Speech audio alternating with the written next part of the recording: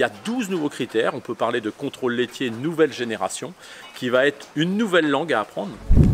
Bonjour les agris. Aujourd'hui, je suis à Écorpin pour rencontrer Emmanuel Lepage. Il va nous parler de laitage pour détecter les profils d'acide gras dans le lait.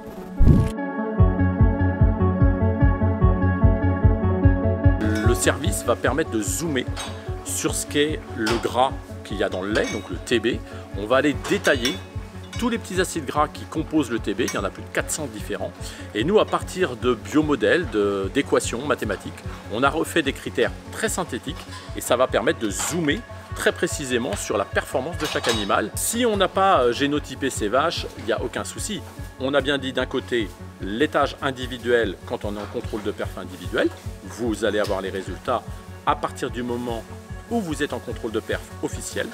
Et puis pour tous les éleveurs génocellules, ils vont avoir un résultat, alors non pas à la vache, mais au tank.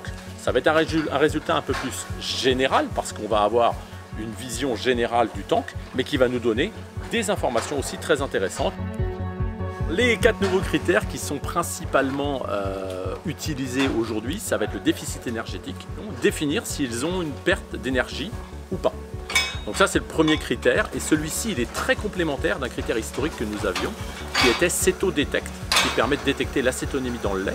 Donc d'un côté l'acétonémie c'est une maladie, une pathologie et là nous on va plutôt être sur un déficit. L'animal n'est pas malade mais on sait qu'il manque d'énergie. Le deuxième critère sur lequel on va beaucoup travailler c'est la digestion des fourrages. En fait l'indicateur, qui est aussi issu d'une équation, va nous dire si l'animal valorise bien les fourrages ou plutôt présente des difficultés à valoriser le fourrage, à avoir une efficacité alimentaire de qualité.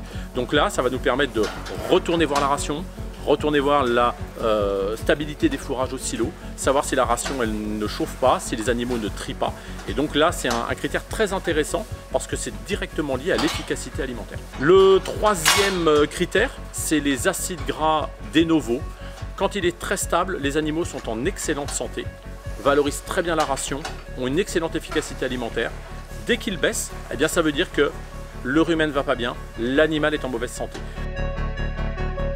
Donc ce qui est intéressant, c'est que notamment sur le laitage, lorsque la ration elle est homogène, lorsque la ration elle est sécurisée, lorsque les animaux ne trient pas, on va avoir une stabilité des résultats dans, tout simplement dans les acides gras. Et puis le dernier critère qu'on utilise beaucoup, c'est les pertes énergétiques. C'est tout simplement le dégagement de méthane de chaque vache. Donc il y a un lien environnemental, mais il y a surtout un lien énergétique. Si c'est une perte d'énergie, ça veut dire que l'animal il ne va pas l'utiliser pour lui. Ça va être du gaspillage et on a certaines rations qui vont plus gaspiller que d'autres. Donc l'idée, c'est de bien caler la ration pour éviter d'avoir trop de pertes énergétiques et tout simplement une mauvaise efficacité des animaux.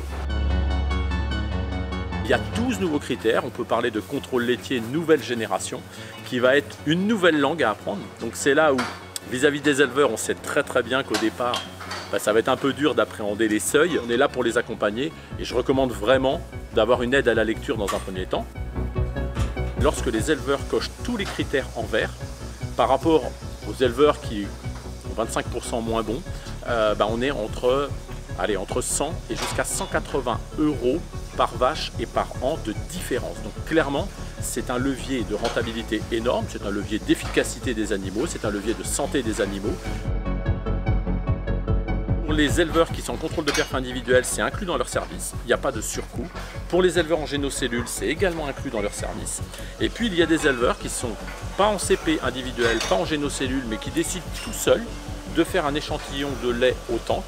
Alors ils vont en faire 1, ils vont en faire 6 par an, ils vont en faire 12, ils vont en faire 24. Les échantillons vont coûter entre 30 et 60 € par échantillon en fonction du pack que vous allez prendre.